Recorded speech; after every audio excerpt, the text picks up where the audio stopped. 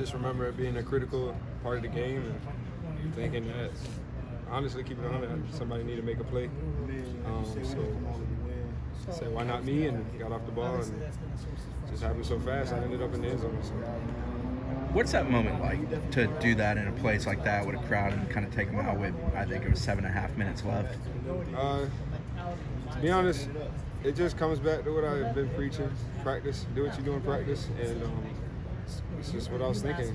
Just calming myself down, like, hey, this is just do what you do in practice and help your team win. And that's what I tried to do on that play. It was obvious on that one how he was holding the ball, but technique-wise, are you always going for a hack and a grab, or is it based on ball placement? I mean, you always want every sack to be a fumble. So I knew he didn't see me. I knew that even if I couldn't get the ball, I would secure the tackle.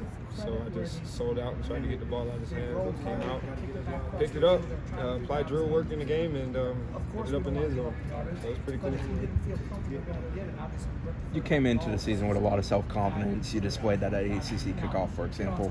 What has it meant for you to kind of back that up, produce the way you have, and now get some of the accolades that you're getting with ACC Player of the Week and national awards? We're on the semifinalist list.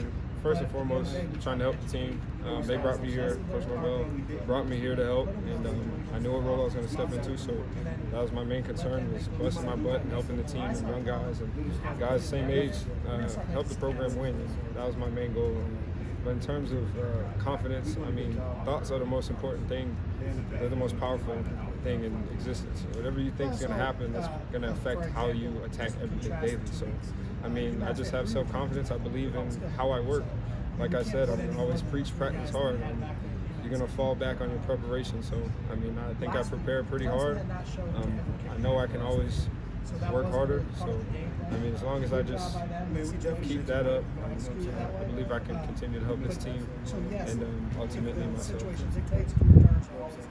Coach Ford talks about that sack that you guys practice and drill every day. Do you think the young guys around you kind of recognize that? Like, we practice, they're giving us the right sort of tools to get ready. Yeah, I mean, the drills are there, the work is there to be done. Hard work works. You know, there's no way around it. You got to work hard, you got to bust your butt, you got to put in the hours. But at the end of the day, it's going to work. You do what you're being coached to do, and you do it with passion. It's going to show up on game day, not only for yourself, but for the team, and hopefully it ends up in a win. What do you see from NC State's offense, a group that can They got a pretty solid team, pretty solid offense, run the ball pretty good. They throw it pretty good as well. You know, quarterback only has 2 picks. But no, they got a pretty good team, but, you know, like I say every week, it doesn't change how we're going to prepare. We're still going to try to get better than we were last week and practice for what they do well so we can stop them. You said you want to do that, help this team win football games. Is there a calculus in your head when you start thinking about the future? Guys opt out for the bowl game. Your intention to play all 12 games for this season? Yes, like I said, I'm here to sell out for this team and the university.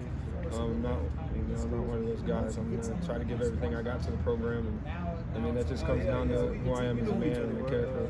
You know, I just believe in being loyal. You know, I mean, what I preach to myself is don't let the moment be too big for you, be bigger than the moment. So just in tight situations as a whole, just being able to, you know, stay poised and attack each situation like it's a rep in practice and just do it the right way. Don't let the moment be too big for you, and you know, don't start playing out of technique and starting to freelance, and that's when bad things happen. So just starting to stick to your technique and just finish the job. Jermaine, on that final series where, you know, Clemson drove down and scored, there was a couple of penalties there that what was it like in the huddle with your teammates and trying to maintain composure during that time period? I mean, I'm a strong believer in, you know, maintaining your composure. So what, now what? I always preach that. You know, whatever happens, you got to be able to flush it and focus on what's at hand. You know, there's plenty of time after the game to either celebrate or cry about what happened. But at the time at hand, you need to stay focused and, you know, focus on the next play.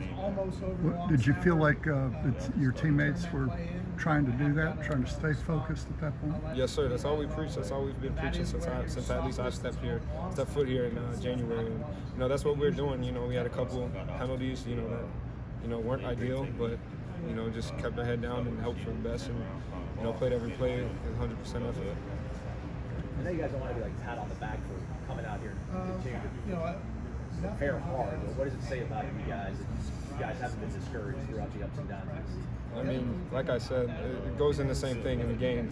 You can't pout about what's going on in a game, or else it's going to distract you from the play at hand. Just the same thing as the season. You can't pout about what went on during the season, or else you're not going to be ready and focused on the next game. So, I mean, when the season's over, we'll look back and see what see what happened and what we need to fix. But for now, we just got to attack every day the same and come out ready to practice and play hard. Thank you, Jermaine.